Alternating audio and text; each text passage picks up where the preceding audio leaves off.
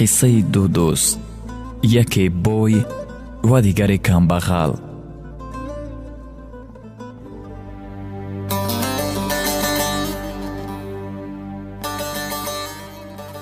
дар як замоне ду дӯст буданд, яке доро ва дигаре камбағал.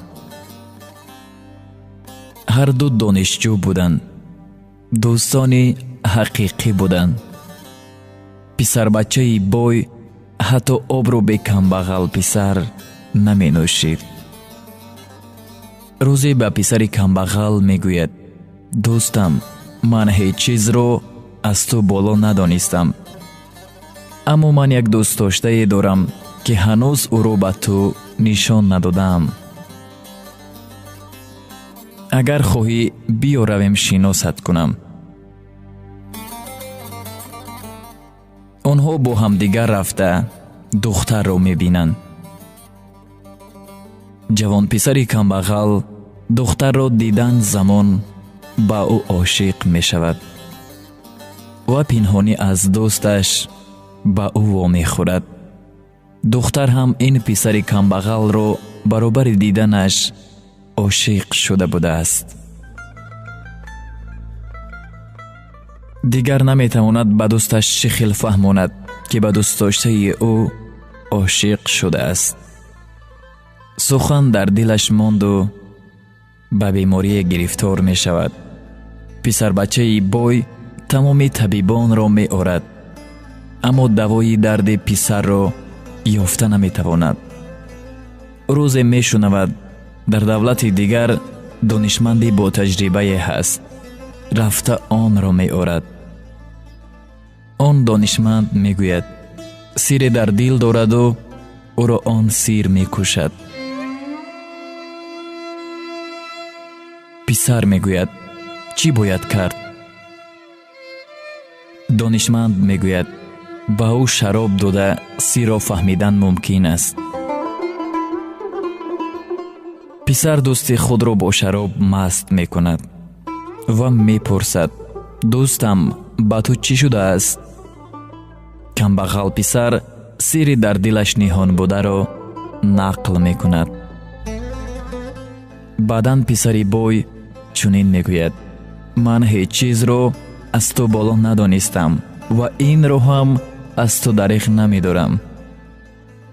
писари бой бо аҳлу оилаашон маслиҳат карда тӯйро барпо мекунанд. писари бойро дӯсти камбағалаш ҳамроҳӣ мекард, яъне шоҳиди домод камбағал писар буд. дар вақти никоҳ кардан мулло аз домод мепурсад: шумо розӣ? писари бой мегӯяд: ман домод не, дӯстам домод аст. дар ин ҳолат ҳама ҳайрон мемонанд. хулас духтарро ба писари камбағал медиҳанд. падари писари бой мегӯяд: ту маро дар пеши ҳама шармандаву шармсор кардӣ. аз баҳрат гузаштам. ба писари камбағал бошад, як корхонаи калон дар дигар давлат кушода медиҳаду мегӯяд: рав, туро ҳам дигар набинам. аз миён чанд сол мегузарад. писари бой камбағал мешавад ва ба ҷустуҷӯи дӯсташ ба роҳ мебарояд. бояд баҳрро бо киштӣ гузарад, аммо ба ин маблағ надошт. ба роҳбари киштӣ саргузашти худро нақл мекунад. киштибон бошад, дилаш сӯхта ӯро ба он тарафи баҳр мегузаронад.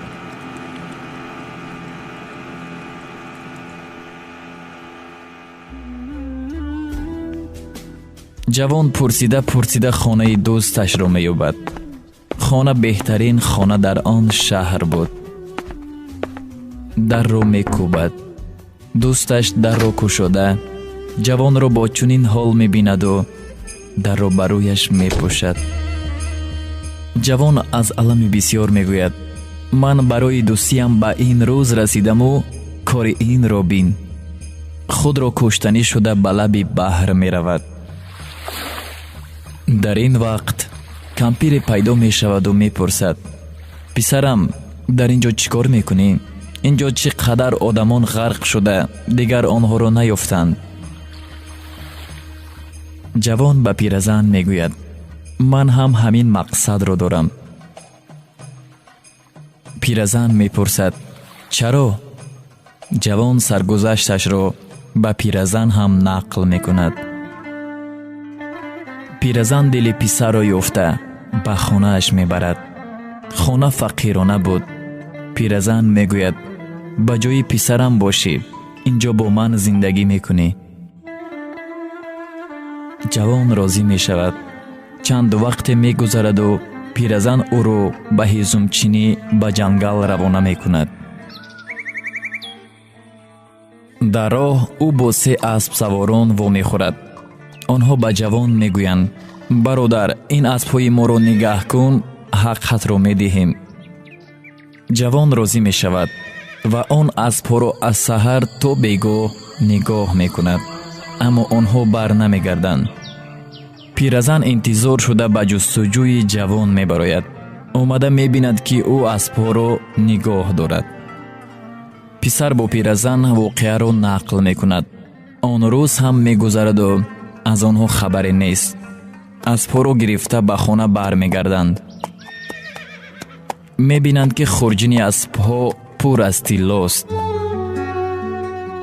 جوان قلعه را باد میکند که از خانه دوستش هم زیبا.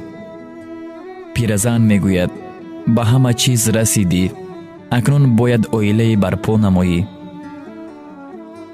جوان به گفته های پیرزن راضی می شود و میگوید لیکن من به تویم دوستم را دعوت میکنم. پیرزن هم راضی می شود. توی برپا می شود. همه را دعوت میکنند. دوستش هم آمده از بری بالا گذشته میشیند. داماد بلندگویک را میگیرد و سرگذشت تلخی خود را نقل میکند و میگوید همان دوستم در اینجا هست.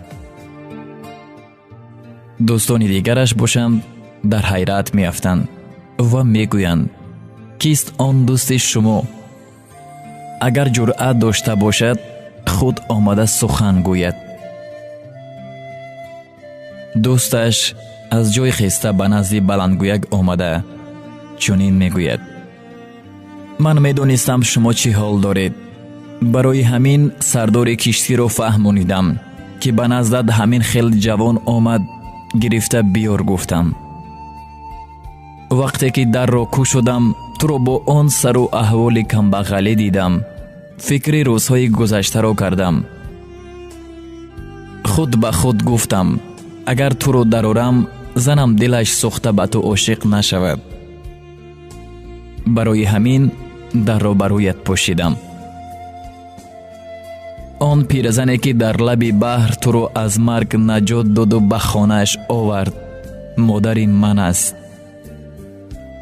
آن 3 اسبدارهایی که از پرو به تو مانده دیگر برنگشتند برادران من بودند. و آخرین این که دختری که امروز تو به زنی گرفته ایستاده ای خواهر من است. از شنیدن این سخنها همه افسوس خوردند و از این دوستشان بخشش پرسیده دوستی رو مثل پیشتر دوام دادند.